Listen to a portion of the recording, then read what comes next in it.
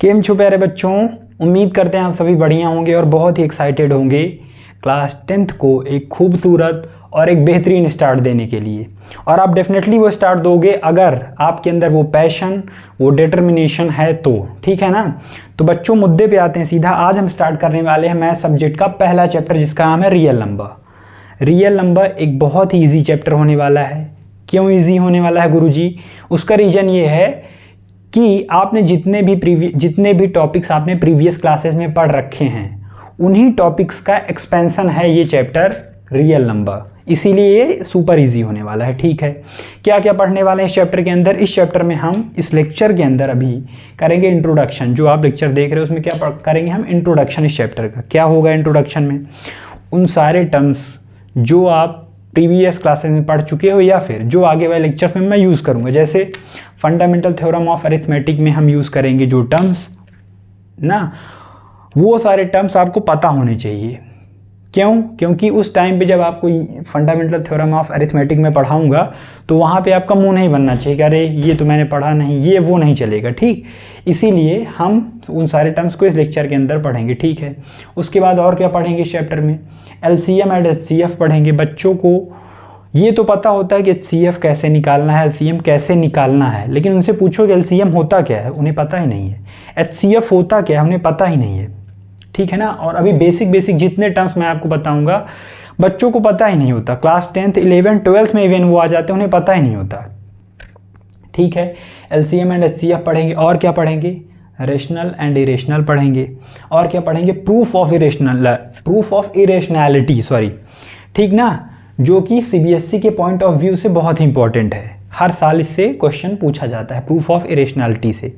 तो ये सारी चीज़ें हम पढ़ने वाले हैं। यूक्लिड डिवीज़न लेमा सीबीएसई ने हटा दिया, आपको पता ही होगा।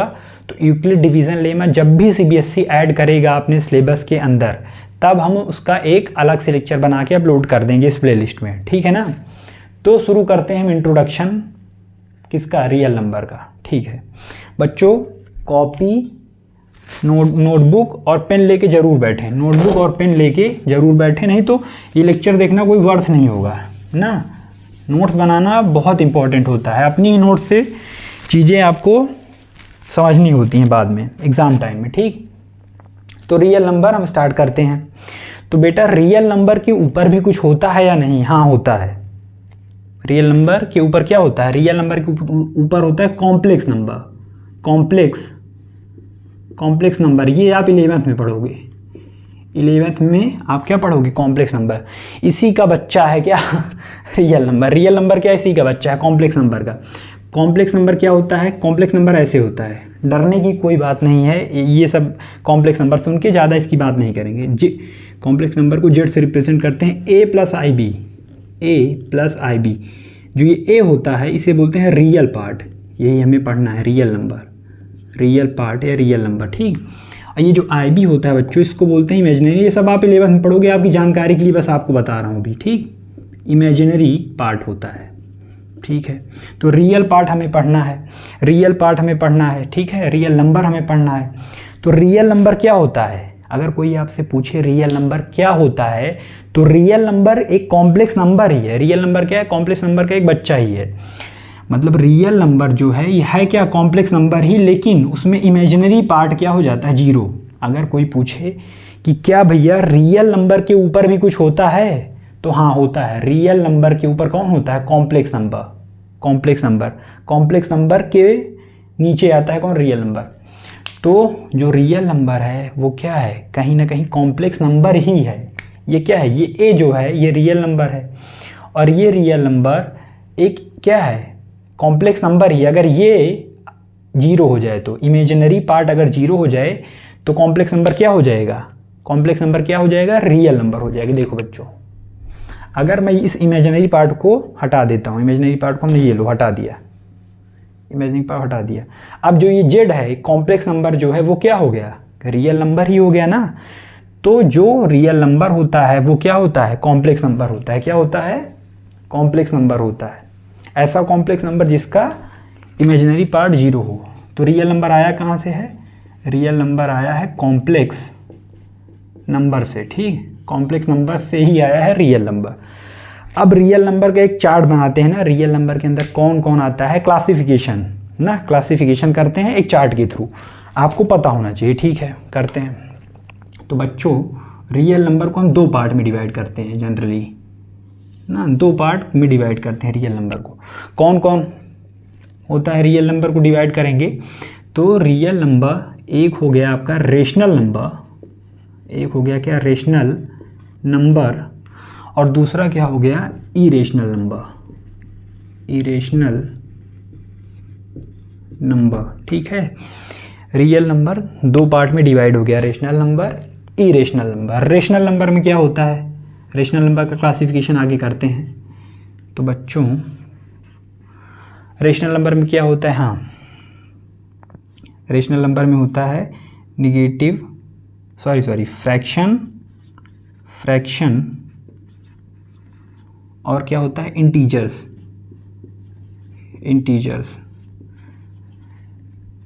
अभी आपको सिर्फ एक फ्लो चार्ट के थ्रू समझा रहे हैं, एक एक टर्म मैं आपको समझाऊंगा। इंटीजर्स क्या होता है, रेशनल नंबर क्या होता है, फ्रैक्शन क्या होता है, ठीक है, इरेशनल नंबर क्या होता है, एक एक टर्म मैं आपको समझाऊंगा। अभी बस एक फ्लो चार्ट बना रहे हैं, वो आप फ्लो चार्ट मेरे साथ बना लो, ठीक भैया। रियल नंबर का क्लासिफिकेशन करेंगे, दो पार्ट में हो गया, रेशनल हो गया, इरेशनल हो गया। फिर रेशनल नंबर को भी दो पार्ट में, रेशनल नंबर के अंदर कौन कौन आता है, फ्रैक्शन आता है, रेशनल नंबर के अंदर आता है, इंटीजर भी आता है, किसके अंदर, रेशनल नंबर के अंदर, ठीक। अब इसका आगे क्लासिफिकेशन हम करते हैं, ठीक है।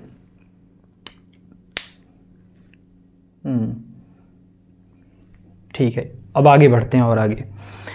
तो इंटीजर्स में भी कौन आता है, इंटीजर्स में आपको पता है निगेटिव इंटीजर्स होते हैं, पॉजिटिव इंटीजर्स होते हैं। तो इंटीजर्स का भी आगे क्लासिफिकेशन कर देते हैं। तो क्या होगा, निगेटिव इंटीजर्स समझाएंगे, बस अभी आप फ्लो चार्ट बना लो। और पॉजिटिव इंटीजर्स इसको होल नंबर कर दो, होल नंबर, ठीक है। इंटीजर्स के अंदर कौन कौन आता है, निगेटिव इंटीजर्स और होल नंबर, ठीक है। उसके बाद होल नंबर का भी क्लासिफिकेशन करेंगे। तो होल नंबर में कौन आएगा, ज़ीरो आएगा और नेचुरल नंबर। होल नंबर का भी क्लासिफिकेशन कर दो तो होल नंबर में कौन आएगा, आपको पता है ज़ीरो से होल नंबर स्टार्ट होता है, तो ज़ीरो आएगा। और कौन आएगा होल नंबर में, नेचुरल नंबर आएगा, नेचुरल नंबर। अभी आपको बहुत बहुत कुछ सीखने को मिलेगा, मतलब नेचुरल नंबर एक एक टर्म्स में आप अगर सारे टर्म्स को जानते हो, लेकिन आपको कहीं ना कहीं कुछ नया सीखने को मिलेगा ना। ये मत सोचो कि ये सारी चीज़ें मैंने पढ़ रखी हैं, ठीक। नेचुरल नंबर में भी क्या आएगा, नेचुरल नंबर में हम पढ़ेंगे प्राइम नंबर, और पढ़ेंगे हम कंपोजिट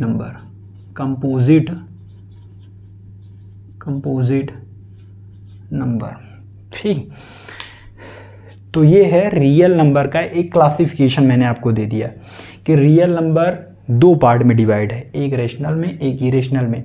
रेशनल भी दो पार्ट में डिवाइड है, एक फ्रैक्शन, मतलब फ्रैक्शन भी जो होते हैं, जितने फ्रैक्शन होते हैं वो रेशनल नंबर होते हैं, जितने इंटीजर्स होते हैं वो भी रेशनल नंबर होते हैं। फिर इंटीजर के अंदर कौन कौन आएगा, इंटीजर्स के अंदर एक साइड जीरो की उधर साइड लेफ्ट हैंड साइड जो आता है वो क्या होता है, वो होता है निगेटिव इंटीजर्स।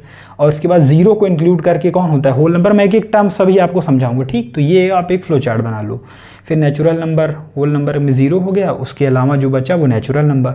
नेचुरल नंबर में भी जितने भी नेचुरल नंबर होंगे या तो प्राइम नंबर होंगे या तो कंपोजिट नंबर होंगे। जितने भी नेचुरल नंबर होंगे वो या तो बेटा प्राइम नंबर होंगे या तो कंपोजिट नंबर होंगे, ठीक है। तो ये एक फ्लो चार्ट है, आप इसे वीडियो पॉज करके बना लो। उसके बाद मैं एक एक टर्म्स आपको समझाता हूँ। पहले हम समझाएंगे आपको कि क्या होता है रेशनल नंबर। अब आपको लगे गुरुजी मैंने इसको तो पढ़ रखा है, पढ़ नहीं रखा बेटा, आपको कुछ नया सीखने को मिलेगा, ठीक। वीडियो पॉज करके ये फ्लो चार्ट आप बना लो, ठीक। मैं आगे बढ़ता हूँ। क्या पढ़ेंगे अब, रेशनल नंबर क्या होता है। रेशनल नंबर बोर्ड थोड़ा सही नहीं है, ठीक। रेशनल नंबर, एक मिनट रुको।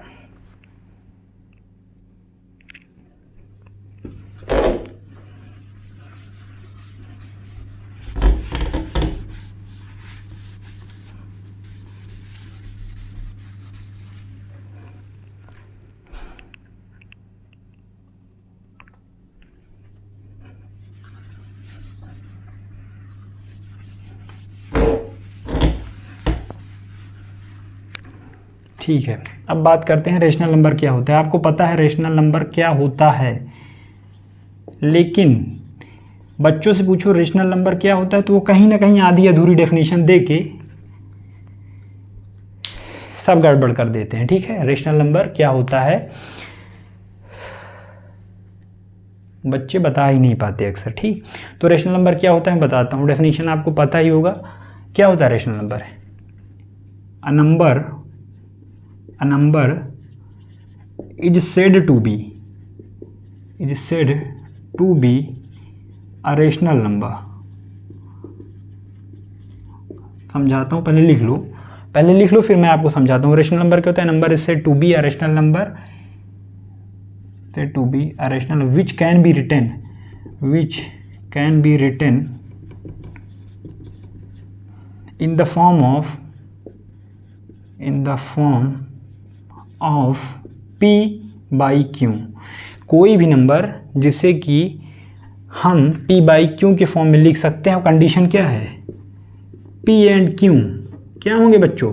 p and q are integers. ये पता है आपको, मुझे पता है कि आप कोई सारी बातें कहीं ना कहीं पता है, लेकिन कुछ बच्चे होते हैं बस यहीं तक बता के डेफिनेशन, अगर कोई पूछे रेशनल नंबर क्या होता है तो कुछ बच्चे बस इतना ही बताते हैं, उसके बाद फुल स्टॉप लगा देते हैं। नहीं, उसके बाद एक और कंडीशन होती है, क्या?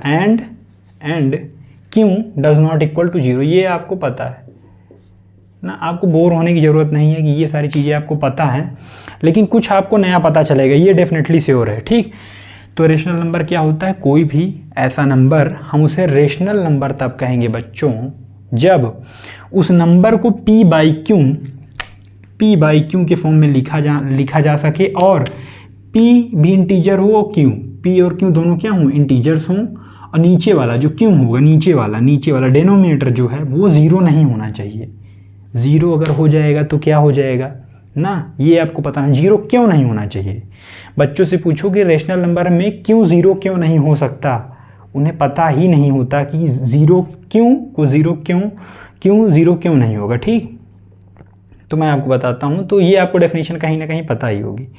ठीक है, ठीक बच्चों, तो बात करते हैं एग्जाम्पल में क्या लोगे? ऑल इंटीजर, जितने इंटीजर्स होते हैं वो क्या होते हैं? ऑल इंटीजर्स, वो सारे के आर रेशनल नंबर, जितने भी इंटीजर्स होते हैं वो सारे के सारे क्या होते हैं? रेशनल नंबर होते हैं, जितने भी इंटीजर्स में कौन कौन आता है? 0 ना। एक क्वेश्चन वैसे ये बहुत अलग से पूछा जाता है, क्वेश्चन ये होता है, is 0 a rational number? Is 0 a rational number? ये क्वेश्चन बहुत पूछा जाता है, क्या 0 रेशनल नंबर है? तो इसका आंसर है यस, 0 रेशनल नंबर है। क्यों है 0 रेशनल नंबर है, ये पूछा जाता है, तो उसका आंसर है हाँ, 0 रेशनल नंबर है। क्यों? क्योंकि 0 को p बाई क्यू के फॉर्म में लिखा जा सकता है।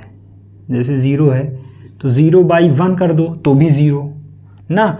रेशनल नंबर की डेफिनेशन क्या कहती है? कि कोई भी ऐसा नंबर, जैसे ये एक नंबर है 0, कोई भी ऐसा नंबर जिसे p बाई क्यू के फॉर्म में लिखा जा सके, p और q दोनों इंटीजर हो, लेकिन q जो है वो 0 नहीं होना चाहिए।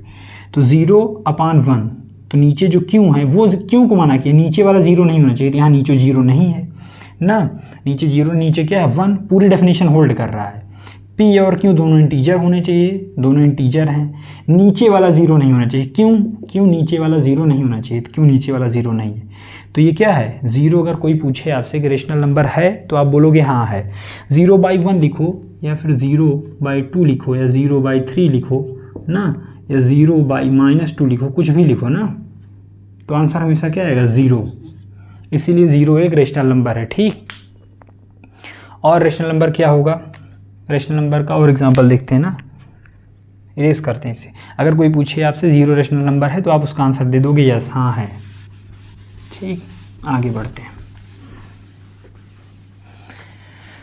जितने भी इंटीजर्स होते हैं वो क्या होते हैं? रेशनल। अगर मैं कहूँ कि 5 लिखा है, 5 रेशनल नंबर है, आप बोलोगे हाँ है। क्यों? क्योंकि 5/1 लिखोगे तो भी ये क्या लिखा है बच्चों? 5 ही लिखा है ना। p बाई क्यू के फॉर्म में लिख सकते हो नहीं? 5 को आपने p बाई क्यू के फॉर्म में लिख दिया, p ये रहा और q क्या है यहाँ पे 1, तो ये क्या है? ये एक रेशनल नंबर है। अगर मैं पूछूँ आपसे, मान लो कोई नंबर लूँ मैं इंटीजर -3 एक रेशनल नंबर है, तो आप बोलोगे हाँ है। क्यों? क्योंकि -3 को आप कैसे लिख सकते हो, -3 इसके नीचे 1 ना, मतलब जितने भी इंटीजर्स होते हैं बच्चों, उनके नीचे हमेशा 1 होता है, उनके डिनोमिनेटर में हमेशा 1 होता है ना। तो इसीलिए जितने भी integers, all integers are rational number, all integers are rational number. क्यों? क्योंकि हर इंटीजर के डिनोमिनेटर में 1 होता है, तो कहीं ना कहीं वो p/q के फॉर्म में हो गया ना। तो ये सारी बातें हो गई। अब आगे आपको दिखाते हैं और, ठीक, ये आप नोट कर लीजिए, ठीक है। रेशनल नंबर की डेफिनेशन आपने नोट कर लीजिए। हाँ, आपको मैं बता रहा हूँ कि क्यों 0 क्यों नहीं होता, क्यों डज नॉट इक्वल टू 0 ना, वाई, ऐसा क्यों होता है, क्यों 0 क्यों नहीं हो सकता, क्यों 0 क्यों नहीं हो सकता बच्चों। अगर क्यों 0 हो जाएगा तो ऐसा क्या हो जाएगा ना, तो वो हम आपको बताते हैं क्यों 0 क्यों नहीं हो सकता, ठीक है। फ्रैक्शन क्या होता है? Fraction is a part of whole, fraction is a part of whole. Fraction क्या होता है? फ्रैक्शन क्या होता है? Fraction is a part of whole, मतलब किसी एक चीज़ का फ्रैक्शन एक पार्ट होता है। जैसे आपने यू ऑर्डर्ड अ पिज़्ज़ा, ये सारी चीज़ें मैं जो आपको बता रहा हूँ, ये किसके रेफरेंस में बता रहा हूँ, क्यों किस चीज़ के, क्यों 0 क्यों नहीं हो सकता, ये समझाने के लिए आपको बता रहा हूँ ना। सिंपली मैं ये बोल के भी ये ख़त्म कर सकता था, क्यों 0 अगर हो जाएगा तो ये नॉट डिफाइंड हो जाएगा, लेकिन आपको मैं डीप में समझा रहा हूँ। Fraction is a part of whole. जैसे यू ऑर्डर्ड अ पिज़्ज़ा, आपने एक पिज़्ज़ा ऑर्डर किया, ठीक है, पिज़्ज़ा ऑर्डर किया, उसमें 4 पार्ट हैं, ठीक है। तो आपने पिज़्ज़ा ऑर्डर किया और उसमें 4 पार्ट है, उसके 4 स्लाइस हैं, ठीक है। मान लो आपका छोटा भाई है, उसने 1/4 खा लिया, मतलब उसने एक हिस्सा इस पिज़्ज़ा का उसने खा लिया, तो 1/4 क्या हो गया, इज़ ईटन, 1/4 इज़ ईटन। तो बचा क्या, 3/4 इज़ लेफ्ट ना, मतलब 4 स्लाइस में एक स्लाइस वो खा गया आपका छोटा भाई, और 3 स्लाइस बचे हुए हैं, 1 2 3 स्लाइस उस पिज़्ज़ा का बचा हुआ, 3/4 इज़ लेफ्ट ना। तो ये हो गया। अगर मान लो मैं कहूँ कि you ordered no pizza, you ordered no pizza, आपने कुछ पिज़्ज़ा उज़्ज़ा ऑर्डर किया ही नहीं, नो पिज़्ज़ा, तो मतलब इसका मतलब क्या है, इसका मतलब ये है कि ये 4 पार्ट था पिज़्ज़ा का, 4 में से 1 ईट हुआ है ना, 4 पार्ट आपने मंगाया, 1 पार्ट 2 3 4, मतलब एक पिज़्ज़ा आपने ऑर्डर किया, उसमें 4 स्लाइस थी, 1 2 3 4 स्लाइस ना, तो इसीलिए नीचे 4 था। You order no pizza, pizza है ही नहीं, तो नीचे क्या है बच्चों, 0, ठीक, नीचे क्या है, 0, क्योंकि आपने पिज़्ज़ा ऑर्डर ही नहीं किया, तो नीचे 0। तो आप जब पिज़्ज़ा है ही नहीं, तो आप उसमें से खाने की बात कैसे कर सकते हो ना, जब है ही नहीं कोई चीज़, तो आप उसको कैसे बात कर सकते हो, उसका यूज़ कैसे कर सकते हो जब वो है ही नहीं, 0 है। तो इसीलिए इसको क्या बोला गया, नॉट डिफाइंड, नॉट डिफाइंड। इसी को बोला जाता है बच्चों इनफाइनाइट, बोल दिया जाता है ना। बच्चों को लगता है कि इनफाइनाइट एक बहुत बड़ी नंबर है, ऐसा कुछ नहीं भाई। इनफाइनाइट कोई नंबर है, इनफाइनाइट सिर्फ एक सिंबल है। इनफाइनाइट क्या है, एक सिर्फ और सिर्फ एक सिंबल है इनफाइनाइट। इनफाइनाइट कोई नंबर नहीं है, सिर्फ क्या है, एक सिंबल है, ठीक। तो इसीलिए 0 नहीं हो सकता, क्योंकि नीचे अगर 0 हो गया तो क्या हो जाएगा, नॉट डिफाइंड, इनफाइनाइट ना, इसीलिए नीचे 0 नहीं हो सकता। तो ये है रेशनल नंबर की कहानी, क्यों 0 क्यों नहीं हो सकता। अगर कोई पूछता है आपसे क्यों 0 क्यों नहीं हो सकता, तो अब आप इसका आंसर दोगे, ठीक। मैं सिंपली ये भी बोल सकते हो, क्यों अगर 0 हो जाएगा तो सीधा बोल दो नॉट डिफाइंड, नीचे 0 नहीं हो सकता, ठीक। तो ये हो गया रेशनल नंबर। आप इसे पॉज करके नोट कर लो, मैं इसे इरेज करता हूँ, नोट करो बच्चों जल्दी से थोड़ा।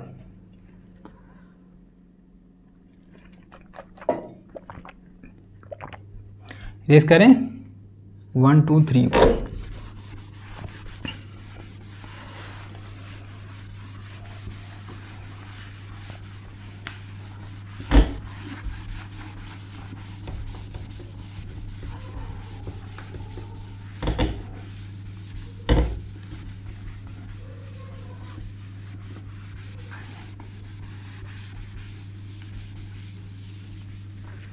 एक मिनट बच्चों।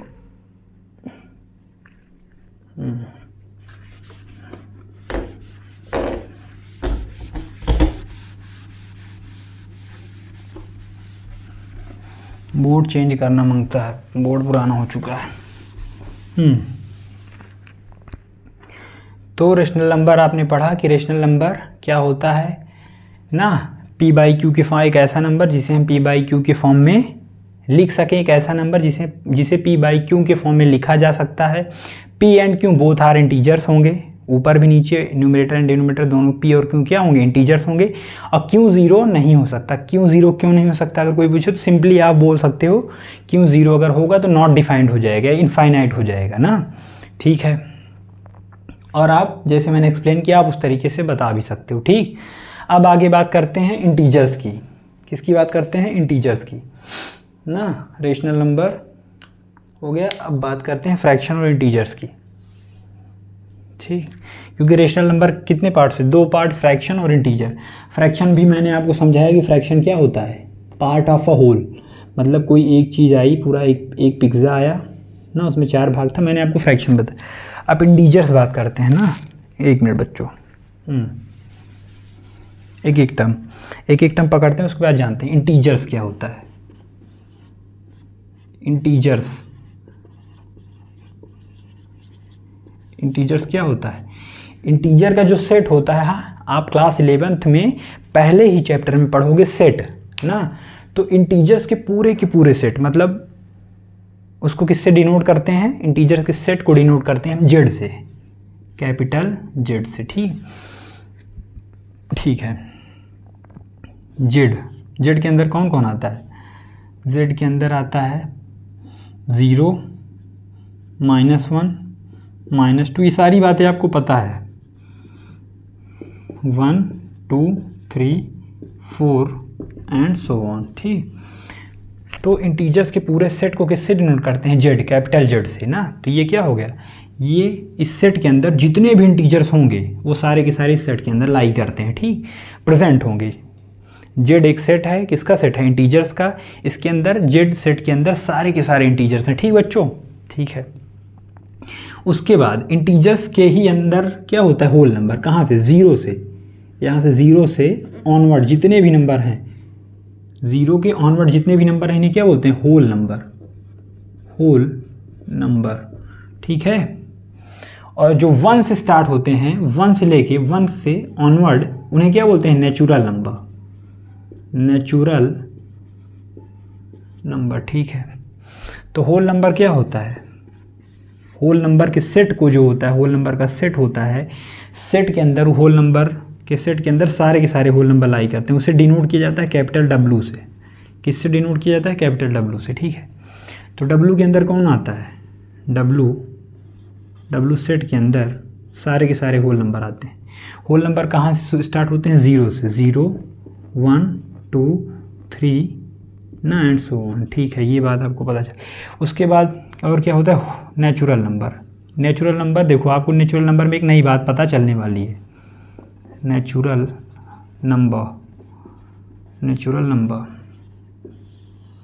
नंबर के सेट को डिनोट करते हैं कैपिटल N से। किससे डिनोट करते हैं, कैपिटल N से। N के अंदर क्या होता है, 1, 2, 3 ना and so on. Natural number start कहाँ से होता है, 1 से, और होल नंबर कहाँ से स्टार्ट होता है, 0 से। अब आपको नई बात पता क्या चलने वाली है कि नेचुरल नंबर को ही हम बोलते हैं काउंटिंग नंबर ना। नेचुरल नंबर को क्या बोलते हैं, काउंटिंग नंबर। क्यों बोलते हैं वो आपको समझाता हूँ, लेकिन पहले आप लिख लो ना, यहाँ लिख लो, natural number is also known as counting number. Natural number को काउंटिंग नंबर क्यों बोला जाता है, नेचुरल नंबर बोलो या फिर आप काउंटिंग नंबर बोलो। तो नेचुरल नंबर को काउंटिंग नंबर इसलिए बोला जाता है बच्चों, क्योंकि हम नेचुरल नंबर का यूज़ करते हैं चीज़ों को काउंट करने के लिए। किस लिए यूज़ करते हैं, चीज़ों को काउंट कर। जैसे कि मैं आपसे पूछूं कितनी फिंगर्स हैं, ये कितनी फिंगर्स हैं, तो आप बोलोगे 4 ना। तो आपने कैसे 4 आंसर किया, आपने काउंट किया 1, 2, 3, 4। आपने काउंटिंग स्टार्ट कहाँ से की बच्चों? कहाँ से? 1 से ना। आपने काउंटिंग कहाँ से स्टार्ट की? 1 से। नेचुरल नंबर का आपने यूज़ किया, आपने काउंट किया 1 2 3 4 और आपने आंसर क्या दिया? 4। आपने ऐसे थोड़ी ना काउंट किया कि 0 1 2 3 और आपने आंसर 3 दिया हो, ऐसा नहीं किया ना। 3 आंसर नहीं दिया आपने, आपने आंसर 4 दिया। स्टार्ट कहाँ से किया काउंटिंग? 1 से 2 3 4, 1 से स्टार्ट किया। तो आपने यूज़ किसका किया? कहीं ना कहीं नेचुरल नंबर का यूज़ किया ना। तो इसीलिए नेचुरल नंबर को हम क्या बोलते हैं बच्चों? Counting number. क्यों? क्योंकि नेचुरल नंबर का हम यूज़ करते हैं किस लिए? काउंटिंग करने के लिए। तो आपसे कोई भी पूछे कि नेचुरल नंबर का दूसरा नाम क्या होता है, आप वो बता दोगे काउंटिंग नंबर। क्यों काउंटिंग नंबर बोला गया? तो आप वो भी बता दोगे कि चीज़ों को काउंट करने के लिए यूज़ होता है, इसीलिए हम नेचुरल नंबर काउंटिंग नंबर बोलते हैं। ठीक है। ये सारी बातें आपको कहीं ना कहीं पहले से पता थी, ये नई बात आपको पता चली लेकिन ना। तो ये आप नोट करना चाहो तो नोट कर लो फट से जल्दी से, फिर मैं इरेज करता हूँ इसको। जल्दी से नोट करो, फिर इरेज करते हैं इसको, फिर आगे बढ़ते हैं। फैक्टर मल्टीपल देखते हैं ना। वीडियो पॉज करके जल्दी से नोट करो। इरेज करूं? 1 2 3 4। नया बोर्ड मांगता है बच्चों, बोर्ड सही नहीं है। तो कोई भी आपसे पूछे कि नेचुरल नंबर का दूसरा नाम क्या होता है, तो क्या आंसर करोगे आप? Counting number. नेचुरल नंबर या सुनना काउंटिंग। क्यों? क्योंकि चीज़ों को काउंट करने के लिए हम किसका यूज़ करते हैं? नेचुरल नंबर का। ठीक है, अब बात करते हैं। बच्चों को बहुत कन्फ्यूज़न होती है कि फैक्टर क्या होता है और मल्टीपल। तो हम इन दो टर्म्स को जानेंगे। किसको? फैक्टर। एक साइड तो है आपका फैक्टर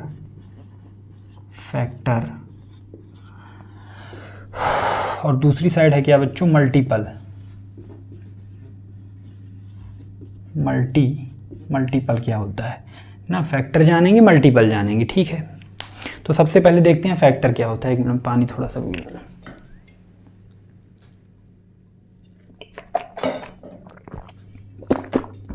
हाँ, तो फैक्टर क्या होता है? फैक्टर क्या होता है? कोई भी नंबर आप ले लो। अगर कोई नंबर है मान लो 12 ना, तो 12 नंबर को जो डिवाइड करेगा, कंप्लीटली डिवाइड करेगा। बच्चों ध्यान से सुनिएगा, 12 को जो डिवाइड करेगा कंप्लीटली डिवाइड करने का मतलब रिमाइंडर 0 आए। जो नंबर कंप्लीटली डिवाइड करेगा 12 को, वो नंबर क्या कहलाएगा? 12 का फैक्टर कहलाएगा ना। तो कौन डिवाइड करता है 12 को? 12 का फैक्टर कौन कौन होगा? 12 को कौन कौन डिवाइड करेगा? 1 जो होता है, 1 सबका फैक्टर होता है, दिमाग बैठा लो। 1 जो होता है वो सारी नंबर्स को कंप्लीटली डिवाइड कर देगा। तो 12 का फैक्टर कौन हो गया? 1 हो गया। 2 डिवाइड कर देगा, 2 6 12, 2 भी डिवाइड कर देगा। 3 4 12, 3 भी डिवाइड कर देगा। 4 भी कर देगा ना, 4 3 6 भी कर देगा, 12। तो 12 का फैक्टर कौन कौन आ गया? 1 आ गया, 2 3 4 6 12। ये सारे क्या हैं? फैक्टर्स हैं। तो टोटल 12 के कितने फैक्टर हैं? 1 2 3 4 5 6। 12 कितने फैक्टर आ गए? 6 फैक्टर ना। ठीक है, 12 का फैक्टर ये हो गया। ठीक है, और देखते हैं फैक्टर क्या होता है। दिमाग बैठा कि नहीं? अगर मैं कहूँ फैक्टर ऑफ, तुम बताओ फैक्टर ऑफ 15, तो कौन कौन होगा? 15 का फैक्टर जो 15 को कंप्लीटली डिवाइड कर देगा, 15 को कंप्लीटली डिवाइड कर देगा, मतलब रिमाइंडर 0 आ जाए। ठीक है, तो भैया 1 तो सबका फैक्टर 1 आ गया, और कौन डिवाइड करेगा? 2 करेगा।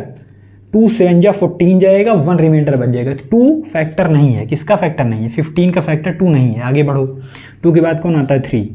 3 क्या है? 3 फैक्टर है, क्योंकि 3 15 को बेटा कंप्लीटली डिवाइड कर देगा 5 टाइम्स ना। तो 1 हो गया, 3 हो गया, 5 भी डिवाइड कर देगा। उसके बाद 6 7 8 9 ये सब नहीं करेंगे, 10 भी नहीं करेंगे, 11 12, फिर डायरेक्ट कौन करेगा? 15। तो बच्चों फैक्टर ऑफ 15 कितने फैक्टर आए? कितने फैक्टर आ गए 15 की? 4 फैक्टर। कौन कौन? 1 3 5 15। इसके अलावा कोई हो तो बताओ? नहीं होगा। बाकी जितने भी नंबर्स होंगे 15 से छोटे, जितने भी नंबर्स होंगे वो 15 को डिवाइड जब करेंगे तो कहीं ना कहीं रिमाइंडर कुछ ना कुछ बच जाएगा। लेकिन ये 4 नंबर ऐसे हैं 15 से छोटे नंबर जो 15 को डिवाइड करेंगे तो कंप्लीटली डिवाइड करेंगे, रिमाइंडर 0 आ जाएगा। ठीक है, तो फैक्टर क्या होता है ये आपको समझ में आया? क्या होता है फैक्टर बच्चों? किसी नंबर का फैक्टर वो होगा जो उस नंबर को कंप्लीटली डिवाइड कर देगा। मैं आपसे और पूछता हूँ, फैक्टर ऑफ तुम बचाओ, फैक्टर ऑफ 20 बता दो ना। तो 20 को कौन कौन डिवाइड करेगा? 1 करेगा कि नहीं? 20 का फैक्टर कौन कौन होगा? 1 तो सबको करता है तो 1 होगा 20 का फैक्टर। 2 भी 20 को डिवाइड कर देगा कंप्लीट, 3 नहीं करेगा, 4 कर देगा, 5 कर देगा, 6 करेगा, 7 8 9 10 कर देगा और 20। कितने फैक्टर आ गए? 1 2 3 4 5 6 फैक्टर आ गए। किसके? 20 के कितने फैक्टर आ गए? 6। ठीक है, तो फैक्टर आपको समझ में आ गया होगा कि फैक्टर क्या होता है बच्चों? किसी नंबर का फैक्टर जो नंबर होगा वो उस नंबर को कंप्लीटली डिवाइड कर देगा। ये आपको समझ में आ गया। ठीक है, मल्टीपल पे आते हैं। मल्टीपल, अगर मैं पूछूं मल्टीपल ऑफ ए क्या है? ए मान लो कोई भी नंबर है बेटा, ए कोई भी नंबर है, मैं पूछूं मल्टीपल ऑफ ए, तो जो ए की टेबल में आता है क्या होगा? मल्टीपल ऑफ ए कौन कौन होगा? जो ए की टेबल में आता है, टेबल में आता है वो क्या हो जाएगा? जो ए की टेबल में आता है वो ए का मल्टीपल हो जाएगा। जैसे मैं आपसे पूछूं मल्टीपल ऑफ, मुझे बताओ तो मल्टीपल ऑफ 2 बता दो, सिंपल एकदम। ठीक है, तो मल्टीपल ऑफ 2 क्या होगा? मल्टीपल 2 का मल्टीपल कौन कौन होगा? 2 होगा, 4 होगा, 2 2 जा 4, 2 3 जा 6 होगा, 8 होगा, 10 होगा, 12 होगा। ये सब कितनी क्या है? सारे के सारे मल्टीपल हैं ना। 2 10 जा 20 जाके रुकना नहीं है, 20 के बाद भी क्या होगा? 12 14 16 18 20, फिर 22 24 26 28 एंड सो ऑन। तो मल्टीपल ऑफ 2 कितने मल्टीपल होंगे? अगर मैं आपसे पूछूं किसी एक नंबर के कितने मल्टीपल होते हैं, जैसे मल्टीपल ऑफ 2, मैं पूछूं 2 के कितने मल्टीपल होंगे, तो बच्चों 2 के मल्टीपल फिक्स नहीं है, कितने ही मल्टीपल होंगे? इनफाइनाइट मल्टीपल ना, इनफाइनाइट मल्टीपल्स होंगे। किसके? 2 के। किसी भी नंबर के जो मल्टीपल होंगे, किसी भी नंबर ए के जो मल्टीपल्स होंगे वो इनफाइनाइट होंगे ना बच्चों, बहुत सारे होंगे, मतलब उन्हें आप काउंट नहीं कर सकते हो। ठीक है, लेकिन जो फैक्टर होगा, किसी नंबर का जो फैक्टर होगा फिक्स होगा ना, नंबर ऑफ फैक्टर फिक्स होगा ना। ठीक है, अब मैं पूछूं और बताओ मल्टीपल ऑफ 3 बताओ तो क्या होगा? मल्टीपल 3 का मल्टीपल क्या होगा? 3 6 9 12 15 एंड सो ऑन ना, जो 3 की टेबल में आता है। मल्टीपल ऑफ ए क्या है? कोई भी नंबर जो ए की टेबल में आता है। 2 की टेबल में कौन है? 4 16 2 4 6 8 10 12, ये सारे के सारे क्या आते हैं? 2 के टेबल में आते हैं। तो ये सारे के सारे क्या हैं? 2 का मल्टीपल हैं। ये सारे के सारे क्या हैं? 2 के मल्टीपल्स हैं। ठीक, 3 का मल्टीपल कौन कौन होगा? तो जो 3 की टेबल में आते हैं, 3 6 9 12 15, और 3 10 या 30 करके 30 पे रुकना नहीं है, 30 के बाद आएगा 33 36 39 एंड सो ऑन। तो जो नंबर ऑफ फैक्टर्स जो होंगे, number of factors of any number ए, वो क्या होगा? फिक्स होगा। वो क्या होगा? फिक्स्ड होगा ना। कि नंबर ऑफ फैक्टर, कितने फैक्टर होंगे किसी भी नंबर ए का, कितने फैक्टर होंगे? फिक्स है ना। फिक्स बोलो या कह दो लिमिटेड होगा, एक लिमिटेड ही होगा। कितने नंबर, जैसे 15 के कितने फैक्टर हैं? 15 के 4 फैक्टर हैं। 12 के कितने फैक्टर हैं बेटा? 12 कितने फैक्टर हैं? 6 फैक्टर हैं 12 के। 20 के कितने फैक्टर हैं? 20 के कितने फैक्टर हैं? 3 3 6 फैक्टर हैं। 20 के 6 फैक्टर ना। तो फैक्टर क्या होता है? किसी नंबर का जो फैक्टर होगा वो फिक्स है। कितने ही फैक्टर इस नंबर के हैं? कोई एक नंबर है, उसके जो फैक्टर होंगे वो फिक्स होंगे। एक नंबर है बेटा, एक नंबर है, उसके फैक्टर्स जो हैं वो तो फिक्स हैं, कितने फैक्टर्स होंगे ना, और कौन कौन फैक्टर होगा ये फिक्स है। लेकिन मल्टीपल, कितने मल्टीपल होंगे ये फिक्स नहीं है ना, इनफाइनाइट मल्टीपल्स हैं ना, फिक्स नहीं है। ना।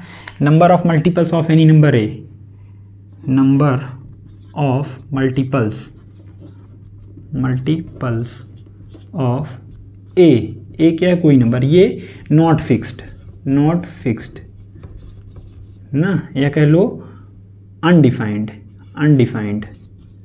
ना, या नॉट डिफाइंड ना, या इनफाइनाइट। तो मल्टीपल्स तो बहुत सारे होंगे, लेकिन फैक्टर क्या होंगे, किसी नंबर का फिक्स होगा ना।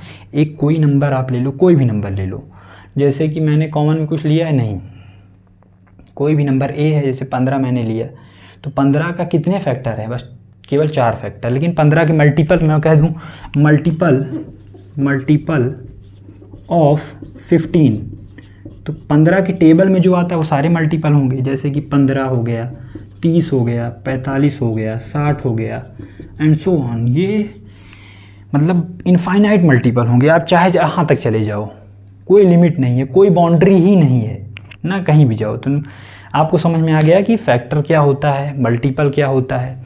जो नंबर ऑफ फैक्टर होंगे किसी एक नंबर का वो फिक्स होगा, लेकिन मल्टीपल कितने होंगे फिक्स नहीं है, कोई लिमिटेशन नहीं है, इनफाइनाइट होते हैं। ठीक, तो ये बातें आप नोट कर लो, नोट करो, वीडियो पॉज करके जल्दी से नोट करो ये सारी बातें, फिर आगे बढ़ते हैं।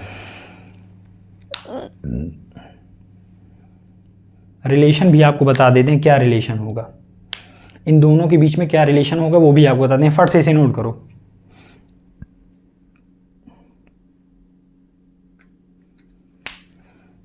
हो गया नोट बच्चों ना। तो रिलेशन क्या होता है इन दोनों के बीच में, वो आप देख लो क्या होता है रिलेशन।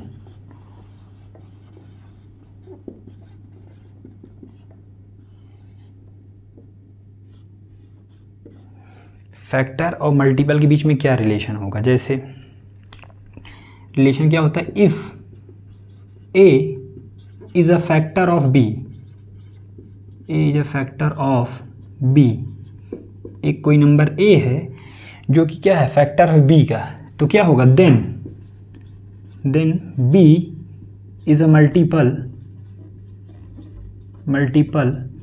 ऑफ ए।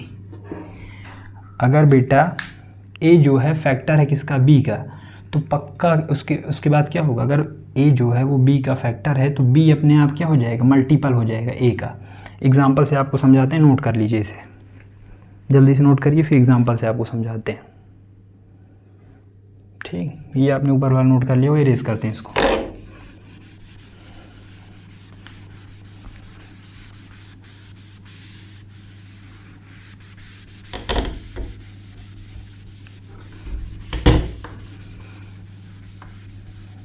नया बोर्ड मांगता है भैया।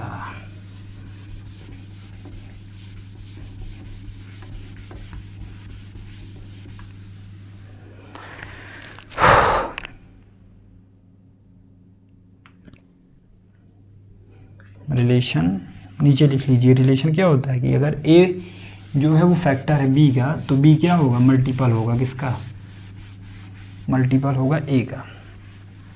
अब एग्जांपल से आपको समझाते हैं ना, इस रिलेशन का एग्जांपल यहाँ लेते हैं। ठीक, जैसे मैं कहता हूँ फैक्टर ऑफ 15, कौन कौन होगा फैक्टर, जो 15 को कम्प्लीटली डिवाइड कर देगा वो क्या होगा, 15 का फैक्टर होगा 15 का। ठीक है, कौन होगा, 1 होगा ना, 1 होगा, 1 तो सबको डिवाइड कर देता है, 2 नहीं होगा, 3 होगा, 5 होगा, और कौन होगा, 15 होगा। ठीक है, 1 मिनट वीडियो चल रहा है कि नहीं, ठीक है, 1 मिनट बोर्ड थोड़ा और साफ कर देते हैं।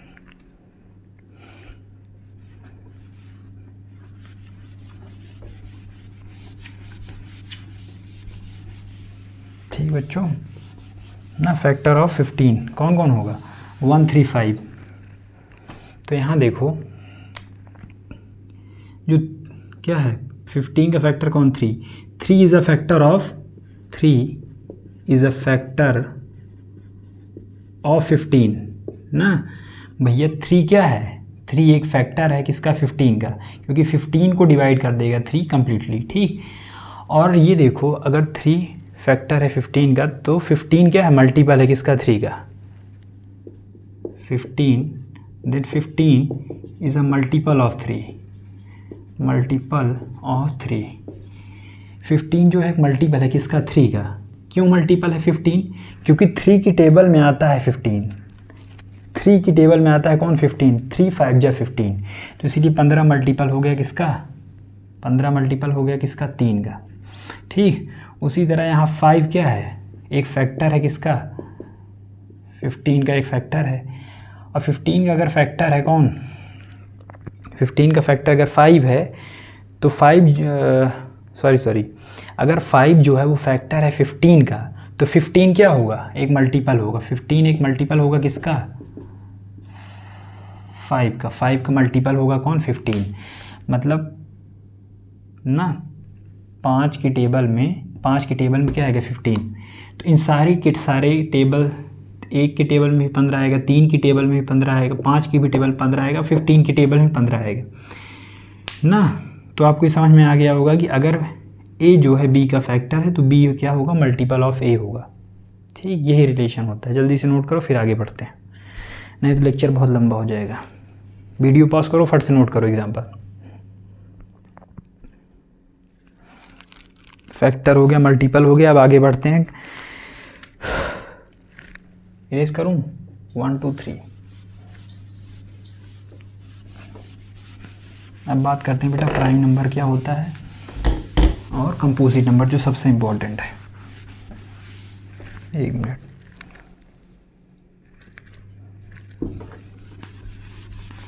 वीडियो बहुत लंबा हो जाएगा।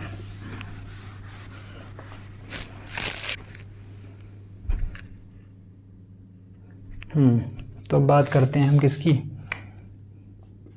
प्राइम नंबर की। क्या होता है प्राइम नंबर, प्राइम नंबर क्या होता है आपको पता ही है, लेकिन फिर भी डेफिनेशन में लिखवा देता हूँ। प्राइम नंबर क्या होता है, a number which is divisible,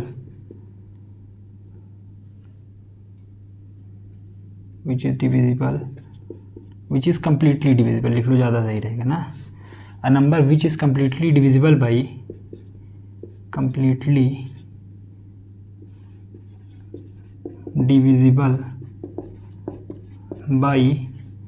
1 and itself, उसे क्या बोलेंगे, प्राइम नंबर। प्राइम नंबर क्या होता है, एक ऐसा नंबर जो कि कंप्लीटली डिविजिबल हो किससे, 1 से और 2 से। या फिर इसकी डेफिनेशन ऐसे कह सकते हो, a number having only 2 factor. एक ही बात हो गई ना, only 2 factor, that is 1 and itself. ठीक, मतलब प्राइम नंबर बच्चों क्या होगा, एग्जाम्पल्स मैं आपको समझाता हूँ। कोई भी ऐसा नंबर, प्राइम नंबर क्या होगा, कोई भी ऐसा नंबर जिसके पास केवल 2 फैक्टर हो, मतलब उस नंबर को सिर्फ 2 लोग काट सकते हैं कंप्लीटली, रिमाइंडर 0 आ जाए ना। 2 लोग कौन कौन, एक 1 और एक वो खुद नंबर ना, वो नंबर फिर क्या कहलाएगी, प्राइम नंबर। जो नंबर केवल और केवल खुद से कटे, कंप्लीटली डिविजिबल हो और केवल 1 से ना, उसके पास केवल कितने फैक्टर हों, 2 फैक्टर, 1 एंड इटसेल्फ। ठीक, एग्जाम्पल में ले लो, एग्जाम्पल लो तो ना, एग्जाम्पल कहाँ शुरू होता है, 2। सबसे पहला प्राइम नंबर कौन होता है, 2 के बाद कौन आता है, 3 के बाद 5, 4 नहीं होगा ना, 4 के बाद 3 फैक्टर हो गए ना। 4 को 4 डिवाइड करेगा, 1 करेगा, 2 भी करेगा, फिर 7, फिर 11 एंड सो ऑन। तो सबसे स्मॉलेस्ट प्राइम नंबर कौन होता है, कोई पूछे सबसे स्मॉलेस्ट प्राइम नंबर कौन होता है, लार्जेस्ट नहीं पूछता है लेकिन स्मॉलेस्ट पूछ लेते हैं कुछ लोग। सबसे स्मॉलेस्ट प्राइम नंबर कौन होगा, तो आंसर करोगे आप 2। ठीक, प्राइम नंबर समझ में आया ना, जिसके पास केवल 2 फैक्टर हो, हैविंग ओनली 2 फैक्टर। ठीक है, अब बात करते हैं कंपोजिट नंबर की। क्या होता है कंपोजिट नंबर, क्या होता है कंपोजिट नंबर। ठीक, कंपोजिट नंबर क्या होता है, a number number having more than 2 factor, more than 2 factor ना। बेटा क्या होगा, कंपोजिट नंबर क्या होगा, एक ऐसा नंबर जिसके पास 2 से ज़्यादा फैक्टर हो, एक ऐसा नंबर जिसके पास 2 से ज़्यादा फैक्टर हो। 2 से ज़्यादा का मतलब क्या है, मिनिमम कितने फैक्टर होने चाहिए, 3। कंपोजिट नंबर में मिनिमम कितने फैक्टर होने चाहिए, 3। 2 से ज़्यादा हो ना, 2 नहीं चलेगा, 2 से ज़्यादा। तो सबसे पहला जो होता है सबसे स्मॉलेस्ट कंपोजिट नंबर वो क्या होता है, 4 ना। 4 के पास कितने फैक्टर हैं, 3। 1 से डिवाइड हो जाएगा, 4 से डिवाइड हो जाएगा और 2 से डिवाइड हो जाएगा। तो 4 के पास कितने फैक्टर हैं, 3, इसीलिए कंपोजिट नंबर। सबसे छोटा कंपोजिट नंबर कौन सा होता है, कोई पूछे तो 4, उसके बाद 6, उसके बाद 8 ना, फिर 9, फिर 10 एंड सो ऑन। ठीक है, तो कंपोजिट नंबर क्या होता है, एक ऐसा नंबर जिसके पास मोर देन 2 फैक्टर हो ना, जिसके पास 2 से ज़्यादा फैक्टर हो, उसे क्या बोलोगे, कंपोजिट नंबर। सबसे छोटा कंपोजिट नंबर 4, सबसे छोटा प्राइम नंबर 2 ना। ठीक है, ये सारी बातें आपको क्लियर होंगी आई होप। ठीक है, एक नोट पॉइंट यहाँ लिख लो, नोट पॉइंट लिख लो यहाँ पे, नोट पॉइंट में आप क्या लिखोगे ना, नोट पॉइंट में क्या लिखोगे,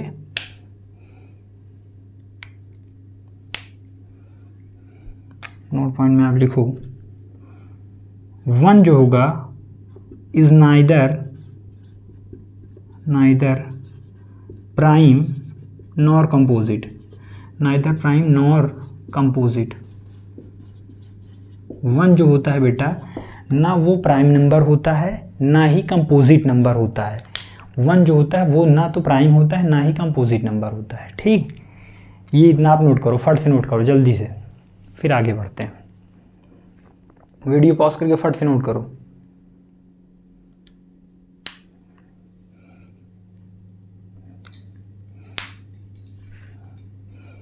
ठीक हो गया। नोट पॉइंट में एक और लिख लो कि जो कंपोजिट नंबर होगा वो प्राइम नंबर नहीं होगा ना। तो ये पहला नोट पॉइंट होगा। दूसरा लिख लो, जो कंपोजिट नंबर होगा, composite number are not prime numbers. जो कंपोजिट होगा भैया वो प्राइम नहीं होगा, जो प्राइम होगा वो कंपोजिट नहीं होगा ना। तो कंपोजिट नंबर आर नॉट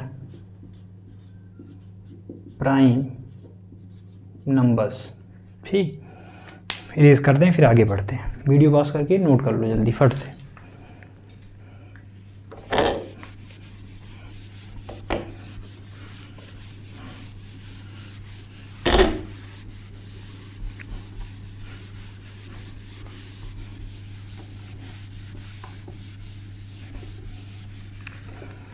एक मिनट, ये बोर्ड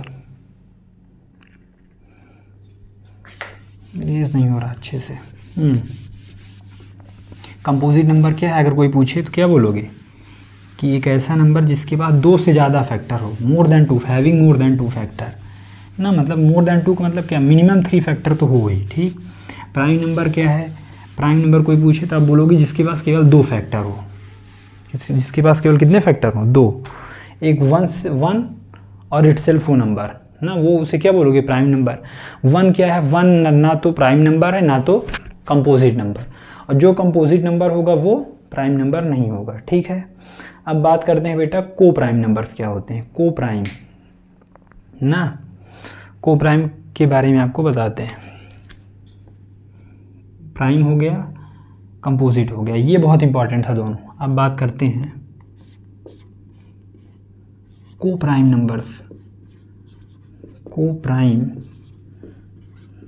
नंबर्स ना, को प्राइम नंबर्स क्या होते हैं। ठीक, पहले डेफिनेशन क्या है, को प्राइम नंबर्स क्या होते हैं, टू नंबर्स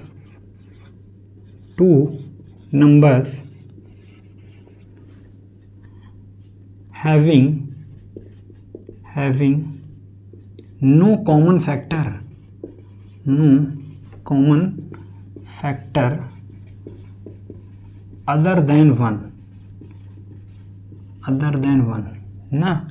को प्राइम नंबर्स क्या है? दो नंबर्स, ऐसे दो नंबर्स जिनके पास कोई भी कॉमन फैक्टर ना हो एक को छोड़ के, सिर्फ एक ही जो होगा वो कॉमन फैक्टर होगा। जैसे एग्जांपल, इसकी एक डेफिनेशन और मैं लिखवा सकता हूँ कि टू नंबर्स, अच्छा HCF वाला रहने दो ना, HCF आपको पढ़ाऊँगा तब, ठीक। अभी आप ये जानो कि अगर कोई पूछे को प्राइम नंबर क्या है तो आप क्या बोलोगे? Two numbers having no common factor other than one, ठीक है। एग्जांपल देखते हैं। एग्जांपल मान लो आपने ले लिया कोई भी दो नंबर, आप पकड़ लो कोई भी दो, मान लो ले लिया आपने 4 और 5, ठीक। 4 और 5 आपने ले लिया, तो ये क्या है? एक को प्राइम नंबर है। 4 और 5 क्या है? दोनों को प्राइम नंबर्स। क्यों को प्राइम है? 4 5? क्योंकि 4 के कितने फैक्टर होते हैं? 1 2 और खुद 4। 5 के कौन कौन फैक्टर होते हैं? 1 और 5, ठीक। अगर आपको मैं कोई भी दो नंबर दे दूं, मैं आपको कोई दो नंबर जैसे 4 और 5 दे दिया, आपसे पूछा कि ये दोनों को प्राइम नंबर हैं कि नहीं हैं, तो आप क्या करोगे? पहले तो 4 पहला नंबर लिखोगे, उसके सामने उसके जितने फैक्टर हैं, कौन कौन फैक्टर है 4 का? 1 2 4, सारे फैक्टर लिख लिया। फिर दूसरा नंबर लिखा, उसके सामने कितने फैक्टर्स हैं, उनके सारे फैक्टर्स लिख लिया। फिर उनमें कॉमन देखो कौन है। 1 यहाँ क्या है? कॉमन। 1 के अलावा कुछ कॉमन दिख रहा है? 1 के अलावा कुछ भी कॉमन नहीं है। 4 के फैक्टर में और 5 के फैक्टर में केवल कॉमन कौन आया? 1।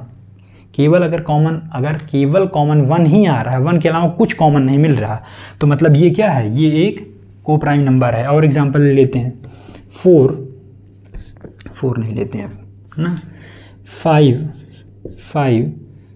7, ये भी क्या है? को प्राइम नंबर है। और कौन प्राइम नंबर होगा? सॉरी, को प्राइम नंबर्स का और एग्जांपल क्या होगा? 6। अगर मैं कहूँ 6 और 8 है कि नहीं है? ये तो है। 6 और 8 है कि नहीं है? तो ये नहीं है, ये को प्राइम नंबर नहीं। क्यों? क्योंकि 6 के कितने फैक्टर होते हैं? 1 2 3 और 6। 8 के कितने फैक्टर्स होते हैं? 1 2 4 8। तो 1 तो कॉमन है ही है, इसके साथ ही साथ 2 कॉमन आ गया, इसीलिए ये नहीं है। सिर्फ 1 कॉमन आना चाहिए, तो इसलिए को प्राइम नहीं, ये है। आपको समझ में आ गया होगा ना, ठीक है। और कोई भी एग्जांपल ले लो, मैं आपसे पूछूं कि बताओ 12 और 13 ये क्या है? को प्राइम है? को प्राइम नंबर्स का पेयर है? तो हाँ है भैया। तो को प्राइम नंबर आपको समझ में आ गया कि ऐसे दो नंबर जिनके पास केवल और केवल कॉमन, दोनों का कॉमन फैक्टर अगर देखा जाए सिर्फ और सिर्फ कौन मिलना चाहिए? 1। जब केवल और केवल एकमात्र कॉमन फैक्टर मिले दो नंबर्स का, तो उन्हीं दो नंबर्स को हम क्या बोलते हैं? को प्राइम नंबर्स बोलते हैं, ठीक है ना। हाँ ठीक है, एक नोट पॉइंट यहाँ भी लिख लो। टू प्राइम नंबर्स और ऑलवेज को प्राइम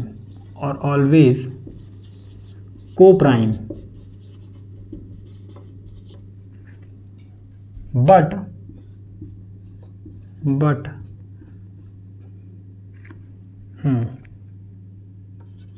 टू को प्राइम नंबर्स, समझाता हूं इसका मतलब, पहले लिख लो। नीड नॉट बी प्राइम ना। अगर बच्चों ये क्या कह रहा है, ये नोट पॉइंट क्या कह रहा है कि अगर दो प्राइम नंबर मैं आपको दे दूं, दो प्राइम नंबर आपने लिया, तो दो प्राइम नंबर आपने लिया प्राइम नंबर, तो उनका जो पेयर होगा हमेशा क्या होगा? वो को प्राइम होगा। लेकिन अगर दो को प्राइम कहीं दिया गया है तो जरूरी नहीं कि दोनों के दोनों प्राइम ही हों। समझाता हूं एग्जांपल से। एग्जांपल यहां देता हूं आपको, ठीक, इस बॉक्स में आप एग्जांपल देता हूं।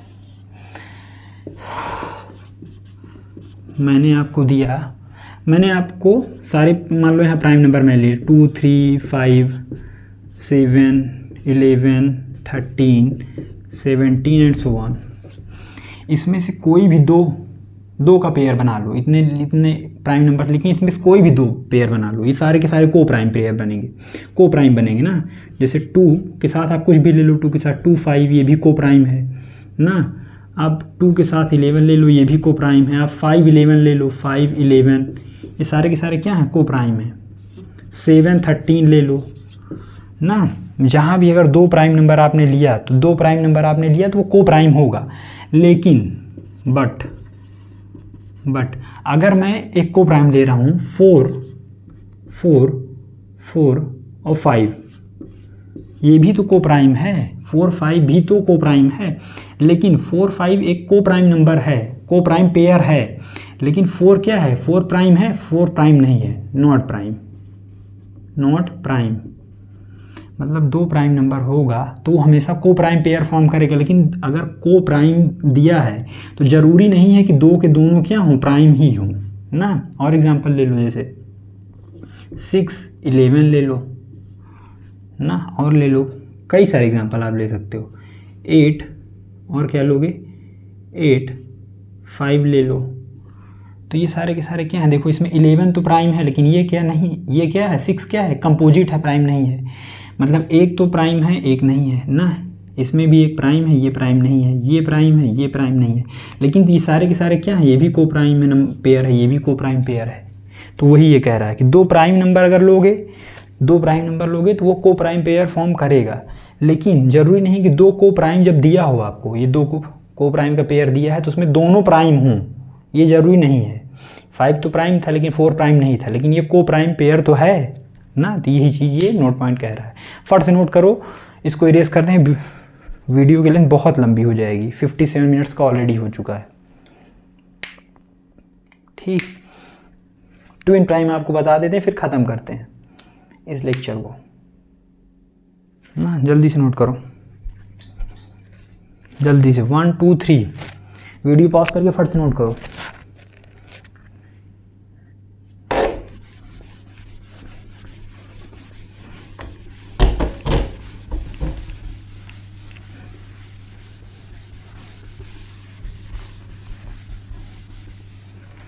एक मिनट बच्चों,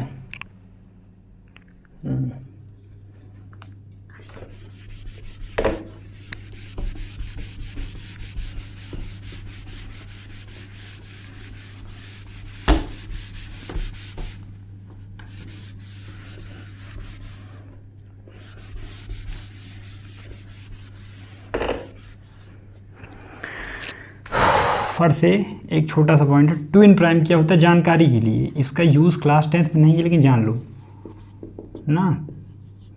2 प्राइम नंबर, ऐसे 2 प्राइम नंबर जिनके बीच का गैप जो हो वो 2 का गैप हो। 2 prime numbers whose difference is 2 prime numbers whose difference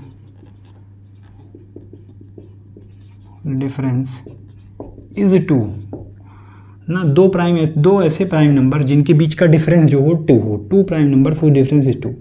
example ले लो, 3 और 5, 3 भी प्राइम नंबर है, 5 भी एक प्राइम नंबर है। 3 भी प्राइम नंबर है, 5 भी प्राइम नंबर। तो क्या हो गया, 2 प्राइम नंबर्स जिनके बीच का हुज डिफरेंस इज 2। 5 इनके बीच का गैप कितना है, 5 - 3 2 का गैप है। और लो 5 7 ना, ये भी 2 प्राइम नंबर जिनके बीच का गैप क्या है, 2 है गैप ना। तो ये क्या है, ट्विन प्राइम, ये भी क्या है ट्विन प्राइम। और 7 9 नहीं ना, 11 13 और क्या होगा, 15 17 नहीं, क्योंकि 15 प्राइम नंबर नहीं है। 17 19 एंड सो ऑन ना। तो ये सारे के सारे क्या है, ट्विन प्राइम।